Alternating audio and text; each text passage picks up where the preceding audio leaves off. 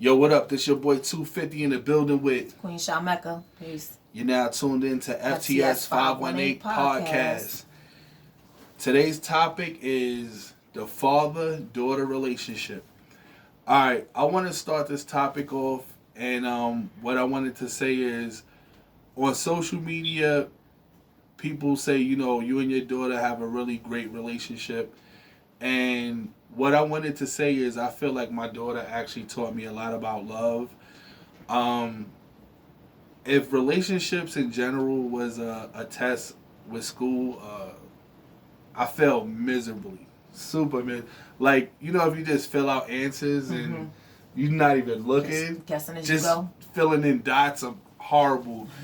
I feel like she taught me a lot because we had a rough beginning for the most part. I feel like she was comparing herself to like his daughter. You know how kids, they compare themselves like to your who do you love more and stuff like that. Oh, okay. So I feel like we had a rough beginning sort of, but the more this sounds stupid. The more she became like me, I guess we started to get along better. She don't really like me too tough. She be acting like she be feeling me, but it's an act. No, I think she loves you. She loves you. But she's like a stalking girl. Like she's growing, and she's gonna be expressive, a lot more expressive, and she's gonna be a little more forward with you. She's not a little girl no more. You know what I'm saying? So the conversations change. But she video chats me like 40 times a day. That's a beautiful thing. No, it ain't. Yes, it is. Let me tell you why. You don't like stalkers? Listen, that's your daughter though. She could be your stalker. She can get that. Listen, there's people out there, fathers out there who have zero relationships with their children. You know what I mean? Especially their daughters. And sometimes it's by choice and sometimes it's not by choice. So the fact that you got your daughter beating down your door, trying to find out what's going on with her daddy every day, that's a beautiful blessing. I'm sorry, that's beautiful. What I want to ask you is, how do you feel like the father-daughter relationship affects their relationships when they move on, as far as dating in general? Like, how do you feel that affects? I want to ask you a little bit about, you don't have to get super in detail, but what was your relationship with your dad like? Because I know a lot of times parents don't always have the greatest relationships. Right. So I was raised, my mother basically raised me. My father left when I was probably like 5, 6 maybe. Wow. So I was young. He moved on. He, started another family and all that. So there probably was a long time. I would say maybe like 9. Let me see, 5, 6. I seen him again when I was probably like 12 years old. I found out he was living around the corner from me, right? Wow. But I didn't know that he was there for a while. So he chose to be that distant person, right? And I'm not knocking him because I still love my dad. You know what I'm saying? Yeah. Regardless to how our relationship was, I have enough respect and honor that I'm here. And I cherish the fact that I'm here. So I'm thankful for that. But I won't. However, let me not say but, however, I won't take away from the experiences that brought me to be who I am today. And that was his absence, right? So his absence affected me absolutely. You don't feel protected when you don't have a man in the house, and mommy's bearing the load by herself, There's times when you do want to ask those questions about, and you want to feel the strength of a man in your arms around, you see other people and you want those things, yeah. And the thing too is sometimes we don't even see it in our immediate community. We look at stuff like the Cosby Show.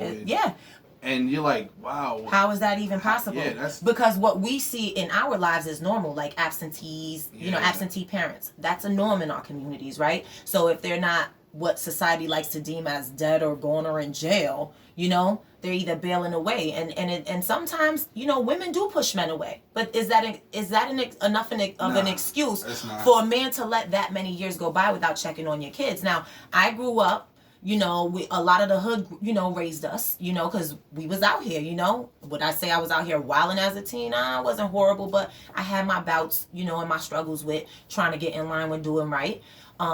And I think that if I did have a dedicated dad like my husband is with my kids, that I would have probably taken another path. But Would I want that? No, absolutely not, because then I wouldn't be who I am today, and I wouldn't be able to appreciate the things that I appreciate today.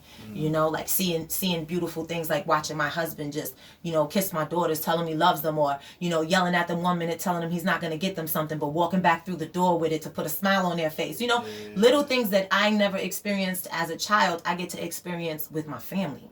You know, and that's a beautiful thing. Your husband is dope. He is dope. I gotta give him he's that. Really he's dope. Like, dope. It's one of those things like even though I know a lot of adults that's like, not even adults, like even in my age group, people don't realize how much of respect you have for them. Like younger than me, like you could be 35, 40, whatever, or even 25 and still show something where it's like, yo, I still kind of look up to you. Right. So you kind of touched on it, but what's some things that your husband showed you as far as that you probably learned from him without even really giving it no thought about him being a great dad to his daughters? That it's okay for How many daughters is it? Well, we got 4. We have 4 daughters and a son. It looked like more than that. I know. We got a whole little. We got what looks like a whole little tribe, and I can use the word tribe because my people are indigenous too. Okay, I don't need nobody coming for me for that.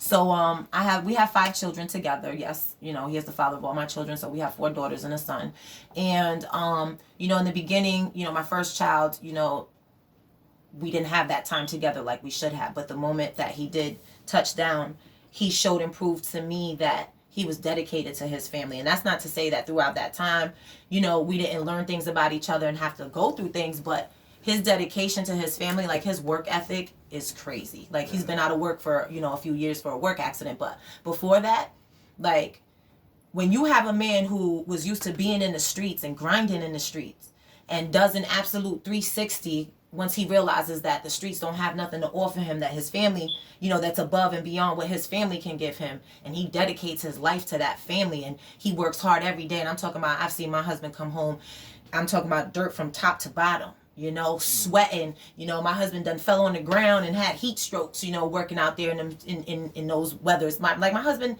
if it was raining, if it was snowing, my husband's out there working for his family. You understand what I'm saying? So he's never been afraid to do what he has to do, and I love that about him because that's something I didn't get to witness from my dad.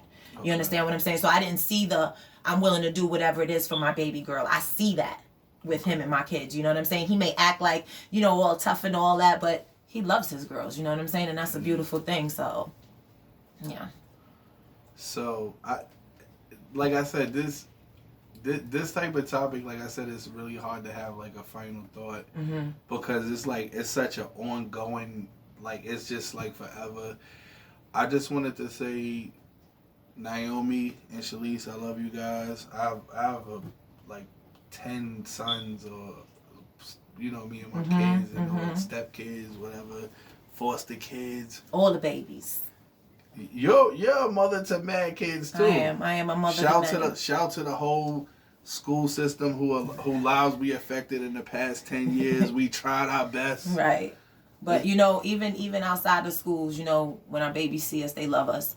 And they understand that we genuine, you know, because we understand their struggles. No matter what the curriculum tells us to do or not to do. But listen, at the end of the day, that's not what it's about. Education is not just about textbooks. You know what I'm saying? Educating can be seen on various levels, right? So I educate my kids at home. I don't have to have a degree to educate my kids on various things. No, I just have to have said knowledge and make sure it's proper knowledge that I'm relaying to my babies. You know what I mean? But the love of a father and a daughter, I never personally got to experience, but I've been able to experience it with my daughters 4 times over. It's not easy. Fathers got to go through a lot of things when girls turn into teenagers, the mouths, the disrespect, the attitudes, you know, they all deal with that. But, you know, as long as they know that they can depend on you and dad is going to consistently be in my life and always have my back, them girls are going to cherish you forever. So this one right here is dedicated to all the fathers out there for their daughters. Peace.